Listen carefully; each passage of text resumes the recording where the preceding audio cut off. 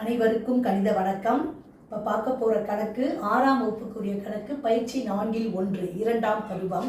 அதில் 2வது கணக்கு பார்க்க போகிறோம். பொறுத்துக பார்க்க போகிறோம். அனைத்து பக்கங்களும் வெவ்வேறானவை அப்படின்னு சொல்லி கொடுத்துருக்காங்க.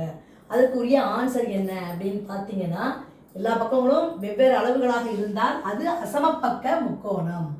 அப்போ முதல் கேள்விக்குரிய ஆன்சர் அசமபக்க முக்கோணம். 2வது கொஸ்டின் பாருங்க. ஏதேனும் ஒரு கோணம் செங்கோணம். ஏதாவது ஒரு கோணம் செங்கோணமா இருந்தால் அது செங்கோண முக்கோணம். கொஸ்டின்லயே சில கேள்விகளுக்கு பதில் கிடைச்சிடும். ஏதேனும் ஒரு கோணம் விரிகோணம். ஒரு கோணம் மட்டும் விரிகோணமா இருந்துச்சுன்னா அது விரிகோண முக்கோணம். இதுக்குரிய ஆன்சர் விரிகோண முக்கோணம். 4வது கணக்கு பாருங்க. எவையேனும் இரு பக்கங்கள் சமம். இரு பக்கங்கள் சமமா இருந்தா அது இரு சமபக்க முக்கோணம். அடுத்த கொஸ்டின் பாருங்க. 3 பக்கங்களும் சமம். 3 பக்கங்களும் சமமா இருந்தால் அது சமபக்க முக்கோணம்.